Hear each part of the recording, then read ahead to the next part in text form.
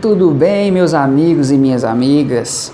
Hoje a gente começa a falar um pouco sobre a prova oral de Minas aqui de 2017, tá certo? Eu sou o André Guerra, sou responsável pelo preparatório Pro Futuro focado aí na preparação de prova oral.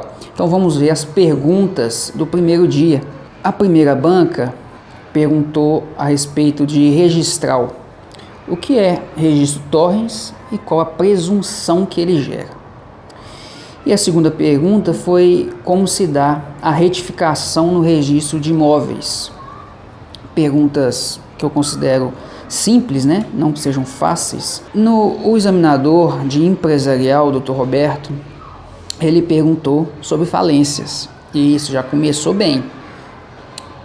Perguntou para 2 exemplos de pessoas jurídicas que não podem falir, qual o juízo competente para falência, quem arrecada, avalia os bens, se é possível vender os bens perecíveis e se é possível lacrar o estabelecimento falido. Já o último integrante da banca, é o advogado Guilherme, ele está perguntando sobre civil e processo civil. Ele perguntou a parte geral, né, para falar um pouco sobre a personalidade civil do nascituro. E a segunda pergunta foi em relação a uma classificação sobre a faculdade do exercício de direito. Essa é uma pergunta que eu considerei complicada para a gente saber exatamente o que ele estava falando, né? Ele até tentou ajudar os candidatos, mas ele não fez essa pergunta para todos eles. A outra banca, penal, pelo membro do Ministério Público, ele passou um caso concreto em que o tabelião teria se apropriado de valores do ITBI. Ele lança informação falsa na escritura pública dizendo que recolheu e antes das investigações ele paga o débito. Aqui ele fez 2 distinções.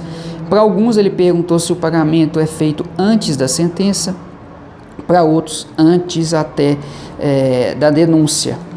E o que ele quer saber é se houve a prática de algum crime e de qual seria ele. O juiz, doutor João, ele está perguntando direito tributário, constitucional também. Na parte da manhã ele só perguntou sobre tributário.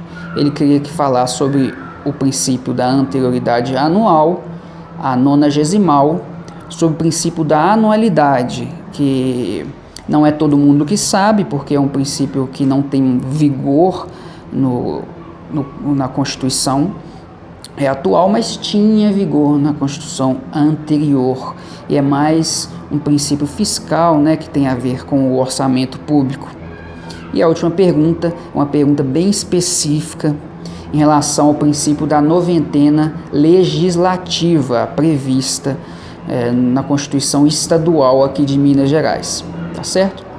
E o Alan, o tabelião, fez as perguntas tabelionadas de notas, também passou um caso em que um casal que é casado no regime de comunhão parcial de bens quer comprar um imóvel e metade do dinheiro utilizado para a compra desse imóvel veio de uma herança da mulher.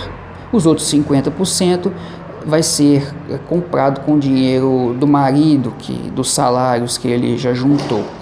E ele queria saber o que deveria constar a respeito da propriedade, essa propriedade seria dos dois, o que seria feito nesse sentido. E ele perguntou, como forma complementar, sobre a incomunicabilidade dos bens na comunhão parcial de bem. Outra pergunta, que foi mesmo a segunda pergunta, mas relacionado com esse mesmo exemplo, é no caso do falecimento da mulher. O marido ele herda, ele não herda, existiam filhos, aí o que aconteceria, Essas foram as perguntas da parte da manhã. Já na parte da tarde, um membro do Ministério Público perguntou sobre processo penal e não sobre penal. A primeira pergunta foi a respeito da perempção. O que seria a perempção? e depois ele passou um caso prático mais uma vez. Ele disse que foi intentada uma ação privada e um dos querelados fez um requerimento para que o querelante realizasse alguma ação, algum tipo de coisa, e o juiz atendeu isso e pediu que o querelante realizasse. Porém, o querelante ele não cumpriu, permaneceu omisso. Isso seria causa de perempção? Lembrando que no exemplo que ele passou existiam 5 querelados. E aí faria alguma diferença ou não, sendo que só um requereu, né? E ele continuou perguntando se o querelante que é interditado no curso da ação, se ele pode continuar no processo. Perguntou se isso aconteceria mesmo se a ação fosse personalíssima e exclusiva. A última pergunta foi em relação à aplicação da lei penal, a lei no espaço, perdão. Qual seria a teoria adotada pelo Código de Processo Penal? O juiz João Luiz, arguiu constitucional e não tributário, como fez na parte da manhã, e ele queria que falasse sobre a teoria da recepção. E qual seria o fundamento de validade dessa norma recepcionada, os aspectos, se a recepção é material, se é formal, e se o Código Tributário Nacional, se ele foi recepcionado, e para falar um pouco sobre isso. Já o tabelião, o Alan, ele narrou mais um caso prático de uma pessoa que chega no tabelionato dizendo que o pai faleceu e deixou 3 filhos, sendo ele um deles, e com um grande patrimônio, dentro do patrimônio um Fusca. E ele achou um negócio, um comprador para esse Fusca, que ele poderia fazer uma cessão ou uma compra e venda. Só que eram 3 irmãos, mas um deles era incapaz. O que você, como tabelião, falaria, recomendaria a esse interessado? Tá certo? E aí fez a mesma pergunta se todos os herdeiros fossem incapazes, e ele pediu também para o candidato abrir o Código Civil no artigo 474 e explicasse a cláusula resolutória, porque o Código de Minas prevê também uma cláusula resolutória na cessão de cota na herança. Na outra banca, o registrador Ari perguntou, uma pergunta muito simples, simples para falar sobre os princípios que orientam o registro de imóveis. O candidato não falou sobre o princípio da concentração e ele pediu que o candidato falasse sobre isso. Já o Dr. Roberto, novamente com direito empresarial, fez perguntas da parte geral, perguntando o que é empresário, se o incapaz pode exercer atividade empresário, e se é necessária autorização judicial, já que o candidato não colocou como um dos requisitos essa autorização. Perguntou também quais os pressupostos que a junta deve se ater em caso de alteração ou do registro que envolva incapaz. Além disso, ele quis saber a consequência de uma pessoa que se torna incapaz e não pode mais exercer, o que pode ser feito em relação a isso. Em relação ao direito civil, o advogado ele perguntou os requisitos necessários para emancipação do filho, essa emancipação pelos pais, e perguntou quais os direitos são considerados imóveis para os efeitos legais.